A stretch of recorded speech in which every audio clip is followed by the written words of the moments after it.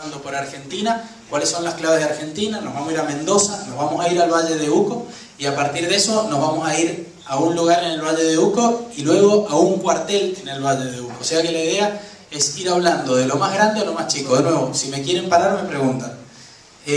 Argentina, una cosa que es importante y muy diferente a Chile, si bien estamos muy cerca de Chile, pero estamos del otro lado de la cordillera de los Andes, y la cordillera de los Andes hace que de a un lado haya una historia climática y hacia el otro lado una historia completamente diferente climática.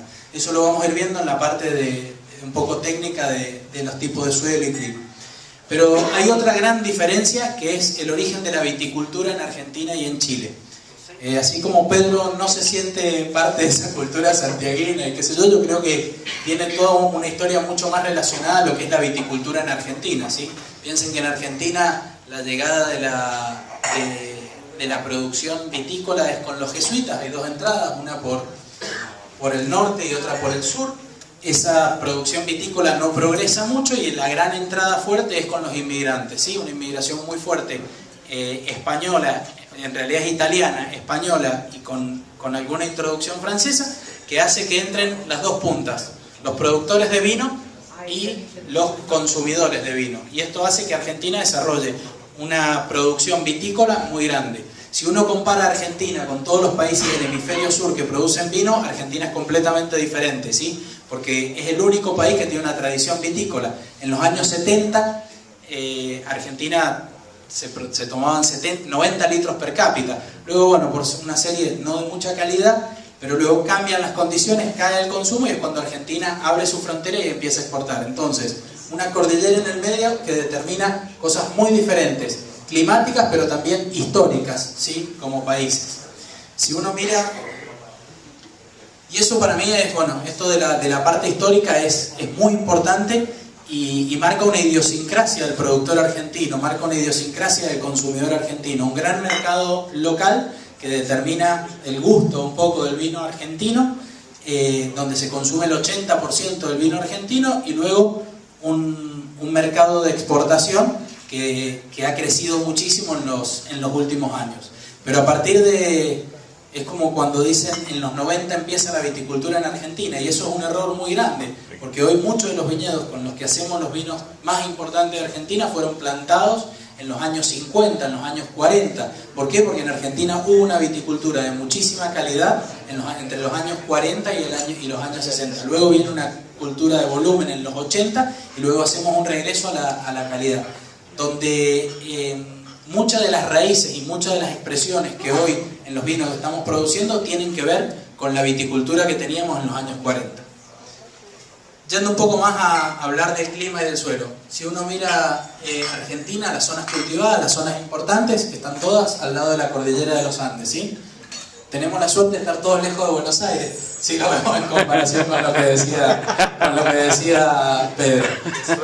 Pero la característica más importante es que el 99,8% del vino que se produce en Argentina se produce cerca de la cordillera de los Andes.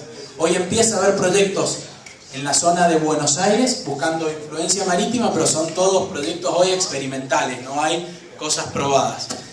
Y esto no es una cuestión, azarosa que se dé así, sino que tiene que ver con un montón de características que vamos a ir hablando. La región Cuyo, que es la región que está acá, donde está integrada Mendoza, es la región de más producción, ¿sí? Es la región que produce el 90% del vino. Lo demás se distribuye entre las regiones norte y la región sur.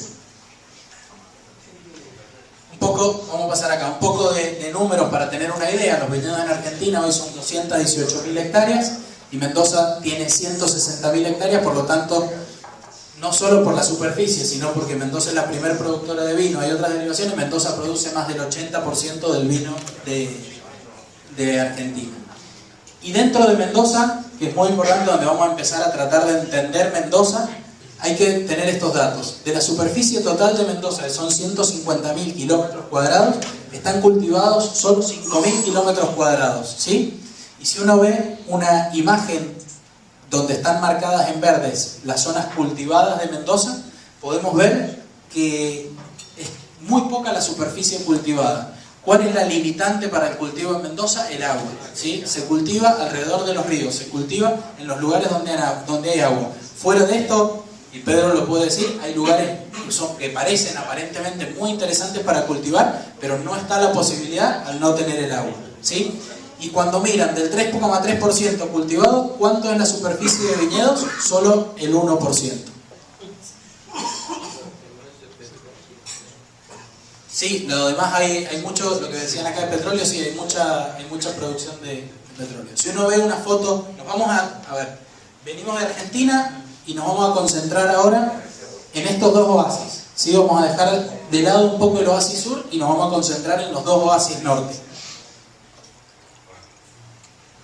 Cuando vemos una foto satelital, esto es una foto satelital de la parte norte, donde tenemos en este lado oeste la cordillera de los Andes, y sobre esto tenemos marcado en verde las zonas productivas y las zonas cultivables, y donde he marcado un poco más intensamente los ríos como para entender dónde están las zonas cultivadas, ¿sí? He dividido un poco la zona en la zona este, que es una zona de gran producción, menos altura, la zona centro, que ha sido una zona muy tradicional, donde hay una altura media, y el Valle de Uco, que si bien tiene muchos años de cultivo, especialmente la zona de la Consulta, hay todo un redescubrimiento del Valle de Uco, donde empezamos a descubrir zonas nuevas, y es la zona más de latitud sur y más cercana a la cordillera de los Andes, lo que nos va a dar más altitud, que es lo que vamos a ir hablando ahora.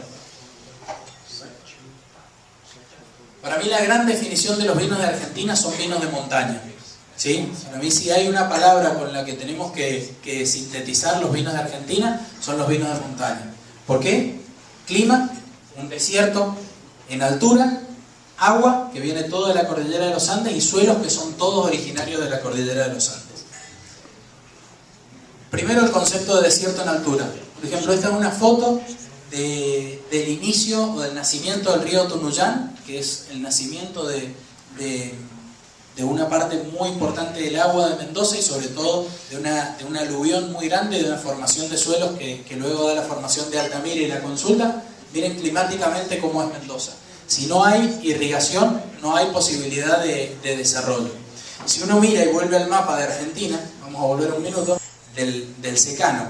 En Mendoza la tradición, y durante muchos años hemos trabajado con el riego tradicional, ¿sí? El riego tradicional, ¿qué significa? Un gran volumen de agua puesto en la viña durante un corto periodo de tiempo y luego se vuelve a regar en un largo plazo, ¿sí? Luego viene la llegada del riego por goteo, donde nos vienen a sacar la pluma y a mostrarnos que esto es solo eficiencia, y empiezan a hacer un riego de todos los días, un riego donde se empieza a mojar nada más que una capa del suelo. El desarrollo radicular del que nos hablaba Pedro es completamente diferente. La raíz se mueve hacia los lugares donde tiene agua. ¿Qué pasa en los lugares de secano que nos contaba Pedro? Llueve durante el invierno, se llenan los perfiles de agua, y luego durante el verano se van secando. El suelo tiene más humedad abajo, las plantas profundizan sus raíces en búsqueda de agua. Si yo riego todos los días, que es el extremo este del sistema por goteo, que más que el sistema de riego fue la metodología que nos querían enseñar a regar, yo riego todos los días, nunca mojo en profundidad, tengo solo las raíces en superficie. ¿Qué significa eso? Muy poca exploración radicular, muy poca expresión de terroir, ¿sí? Entonces pongo una foto del riego tradicional, porque el riego tradicional, y cuando uno hace una calicata y ve raíces de viñedo en suelos regados tradicionalmente, ve que hay una distribución de radicular muy grande.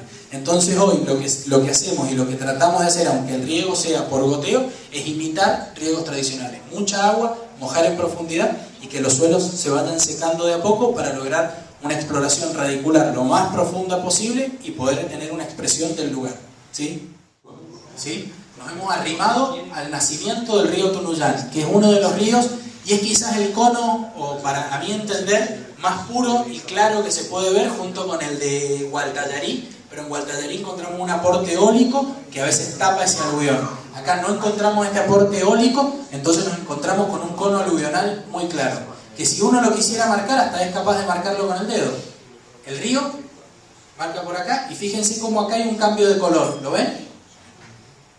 Como por acá hay un cambio de color. Por supuesto que a medida que nos metemos en zonas cultivadas, perdemos la imagen satelital y entramos en zonas cultivadas, pero acá hay un cambio de color, lo que nos marca que al final el aluvión diciéndolo siempre nos reímos, es como un vómito de la montaña. Viene con mucha energía, abre en la parte plana y se abre, ¿sí?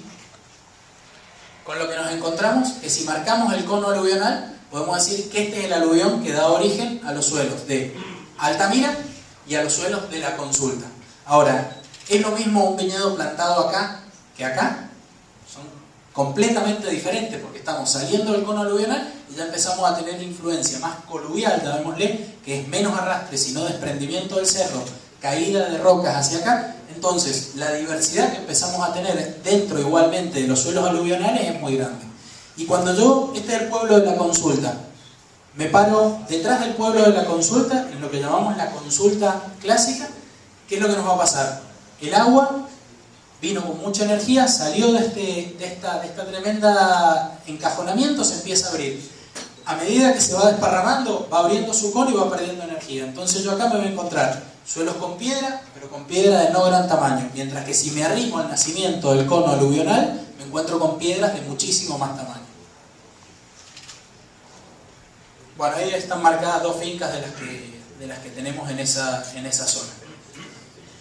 Pero lo que hablábamos, la geomorfología es primero lo más importante, estudiar un viñedo. Cuando yo me acuerdo, y esto, Pedro, empezamos a trabajar nosotros hace mucho tiempo, bastante, ¿no? Pero ya venimos trabajando hace mucho. Yo me acuerdo que la decisión antes de elegir un lugar estaba casi exclusivamente basada en el aspecto climático. Si bien el aspecto climático tiene un peso muy importante, porque lo que decía Pedro, cuando uno habla de terruño, habla de clima, de suelo y de la influencia del hombre, sin duda el aspecto climático es el primero y es el que más atención hay que ponerle. Pero luego, desde un mismo clima o de una misma altura, una misma exposición, la influencia del suelo es lo que nos hace que logremos un vino acá o logremos un vino acá. Entonces le empezamos a meter toda esa composición de entender la geomorfología de los suelos, entender qué significa el origen, qué significa el calcáreo, qué significa que la mayoría sea granito, qué significa que ese suelo aluvional tenga una pequeña cantidad de arcilla o que no la tenga. Y se empieza a abrir un mundo que, no sé, yo creo que cuando estudié agronomía en la facultad era inimaginado. Y eso es lo que venimos trabajando y es lo que vamos a tratar de descubrir ahora. Terruño, ¿sí? Que en realidad no era una degustación de vinos comerciales, sino era mostrar la misma variedad, cómo se expresa en los diferentes lugares. Por supuesto que cada lugar de estos tiene, me preguntaban cuáles son las diferencias y cómo se explican las diferencias. Creo que las diferencias en realidad hay que degustarlas para poder entenderlas, pero básicamente a medida que yo voy más alto, empiezo a encontrar vinos con aromas, expresiones más verdes, expresiones y no verdes, sino herbáceas, porque en Mendoza es muy difícil encontrar expresiones verdes, sino expresiones más herbáceas, y por ahí vinos que tienen menos volumen en boca, pero son más largos y constructivamente se mueven diferente en la boca. A medida que me voy a zonas más bajas, por ahí pierdo un poco de expresión en nariz y se me hacen vinos más anchos. Pero después entra a jugar toda la característica de los suelos, ¿sí? Cuando yo me voy a suelos con un poco más de profundidad, donde tengo una cantidad más de arcilla, también los vinos tienden a ganar en fruta negra y en volumen en boca, mientras que si me vengo a suelos con piedra y sobre todo empezando a encontrar calcáreo, empiezo a entender que lo importante de esos terruños no es el volumen, sino la sensación del tanino a la boca. O sea que son vinos completamente diferentes. Yo me acuerdo, cuando nosotros empezamos a trabajar con Pedro en Altamira, nosotros ya teníamos finca en la Consulta. Y yo que creía, ahora me estoy yendo de 1980 a 1100 metros con un suelo con más piedra, voy a tener vinos más concentrados. Y lo que empezamos a ver y a descubrir y lo que buscamos como terroir es que, en definitiva, si yo me voy más alto y tengo calcáreo, ir a buscar vinos más concentrados es un error. Lo que tengo que ir a buscar son vinos que el tanino me exprese esta cantidad de calcáreo que tienen los suelos, ¿sí? Entonces, pero cada uno de esos es diferente. Por eso el tercer vino que traje es hacia lo que estamos yendo, ¿sí?